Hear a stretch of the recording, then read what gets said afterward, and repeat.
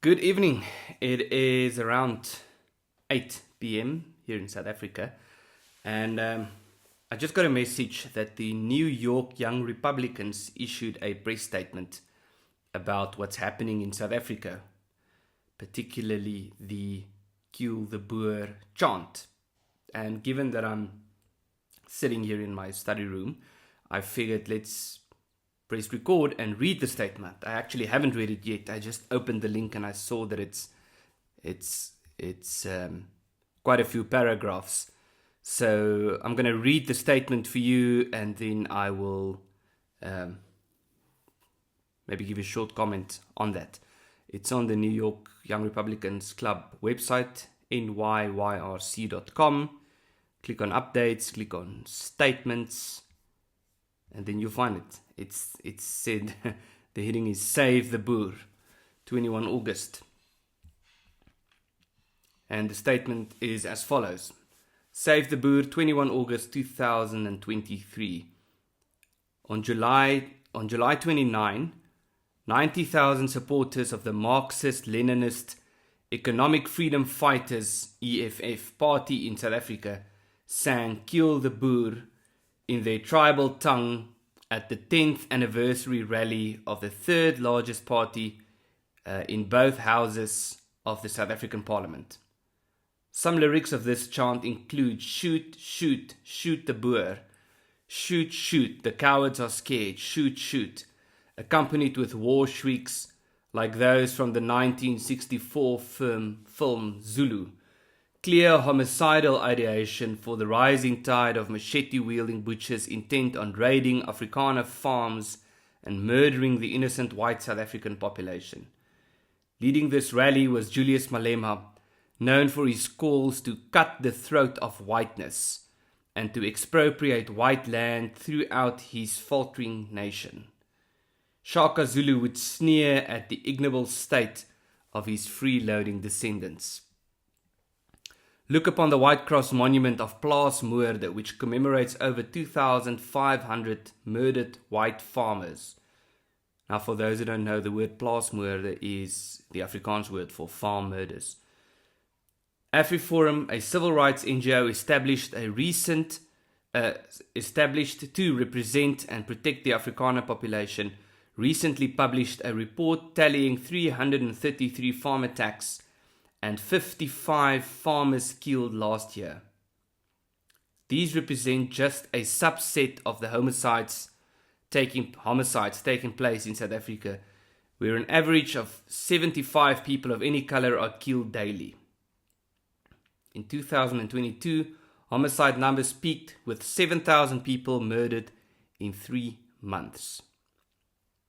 Arrests remain low as an apathetic and incompetent government led by the African National Congress rules like Nero over what was once a thriving first world colony nation, now transformed into a failed state.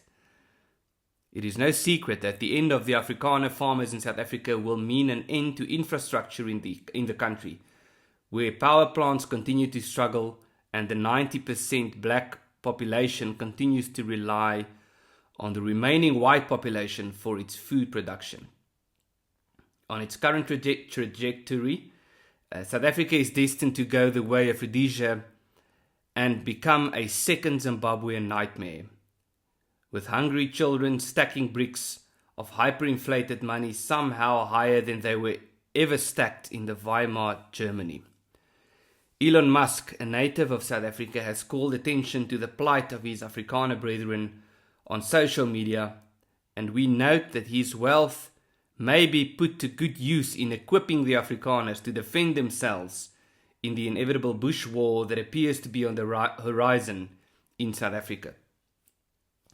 The mainstream response to Musk's X post underscores the pathetic state of discourse on the South African state's complicity with violence against its white minority. The New York Times claimed that historians and the left-wing politicians who embraces Kill the Boer say it should not be taken literally.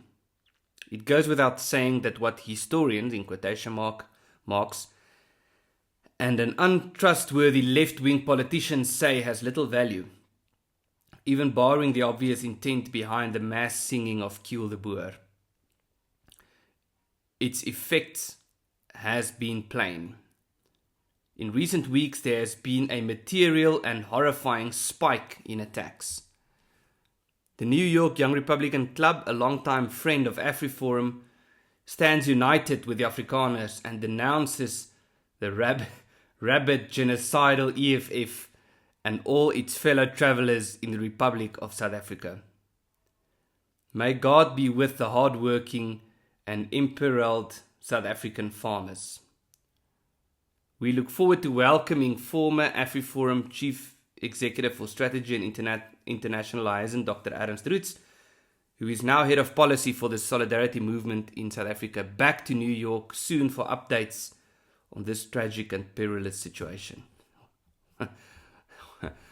Well, a strong-worded statement. And I have to be honest, I knew that the statement was coming because the New York Young Republicans are not just a group who's taking some academic or philosophical interest into what's happening in South Africa. They truly have been quite interested into what is happening in South Africa over the last few years, and I was very privileged to meet them, I believe last year at CPAC in Hungary, and to have been invited to speak at the New York Young Republicans Club towards the end of last year, and also to see them again this year at CPAC in Hungary.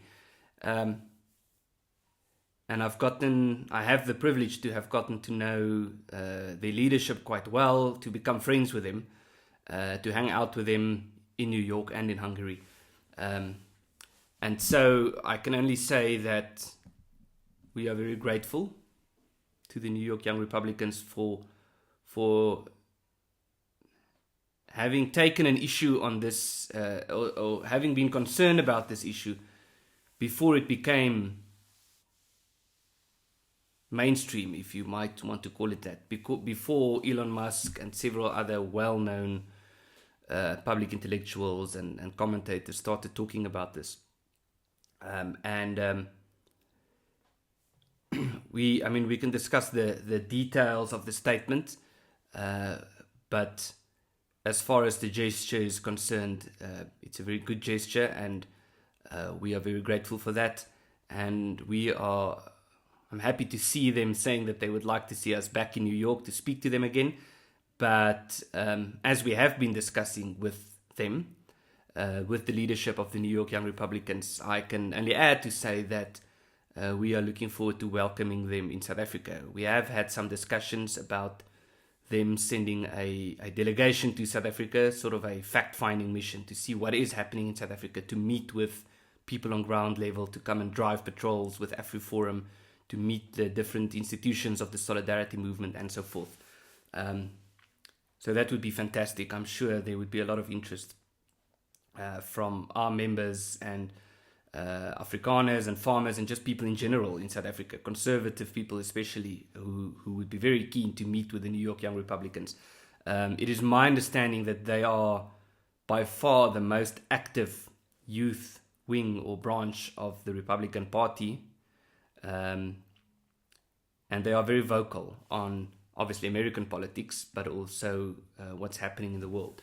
Now, as an organization or group of organizations operating outside the party political sphere, we don't have allegiance to particular political parties, but we do have friends, and we do make friends where there are issues of mutual concern. And to Gavin Wax, the president of the New York Young Republicans, and Nathan Berger, the vice president, and the whole team, I'm not going to name everyone by name now. Thank you very much for the statement. We'd love to meet you guys in New York again, as you have suggested, and talk about what's currently happening, the upcoming court case with AfriForum filing an appeal against the earlier declaration that the Kill the Boer chant is not hate speech. The appeal will be heard in September, to talk about various factors relating to this.